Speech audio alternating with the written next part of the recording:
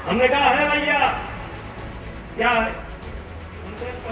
गोंडा के कैसरगंज से बीजेपी सांसद और भारतीय कुश्ती संघ के पूर्व अध्यक्ष बृजभूषण शरण सिंह, जिन्हें कौन नहीं जानता, जिनका नाम कभी किसी को सरेआम तमाचा जड़ने तो कभी यौन शोषण जैसे गंभीर मामलों में सामने आता रहा है, लेकिन इस बार तो बृजभूषण शरण सिंह ने खुलेआम दबंगई की पाठशाला ही लगा दी।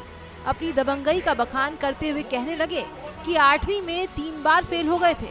परीक्षा के दौरान बगल में बैठे छात्र से कॉपी लिखने के लिए कहा तो मना करने पर उसका हाथ पैर तोड़ने की धमकी दे डाली। धमकी देकर कॉपी लिखवाई, तब जाकर पास हुए।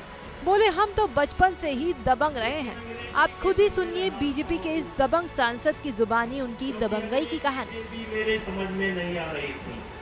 ये चिड़िया के टांग, चिड़ई के चूटी के टांग मेरे समझ में नहीं आया। हम देखे हमारे बगल में एक लड़का था तिवारी, सब नाम सब याद है, बड़ा अच्छा अंग्रेजी लिख रहा था। हमने कहा है भैया क्या है। हम कल पहले हमार लिख दो। वो बड़े जोर से चिल्लाया, हम ना लिखा। हम कहा बहुत चिल्लाओ ना, लिख दो नहीं। अब गटवा पहरवा जब पहरियाबो तो हाँ भाई करो डर रही। हम शुरू से दबदबाबाज रहे, बात नहीं है तो वही गेटवे पे तो हाँ।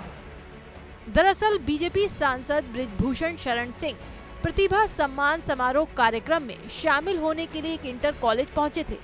यहाँ प्रतियोगी परीक्षाओं में सफल छात्रों को सम्मानित करने के दौरान उन्होंने छात्रों को नकल करने और दबंगई के लिए किस तरह से मोटिवेट किया वो तो आप समझ ही सकते हैं। अब बीजेपी सांसद की अनोखी सीख का ये वीडियो जैसे ही कांग्रेस के हाथ लगा तो उसने तो सिर्फ सांसद ही नहीं, पूरी पार्टी को ही लपेटे में ले लिया।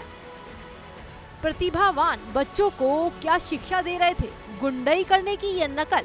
हालांकि सांसद जी के भाषण से एक बात तो कंफर्म हो गई कि महिला खिलाड़ियों के इतना कहने के बावजूद भी सत्ता के कान पर जल्दी जूं क्यों नहीं रहेंगी, क्योंकि सत्ताधीश साहब और सांसद जी दोनों की शिक्षा दीक्षा लगभग समान ही है।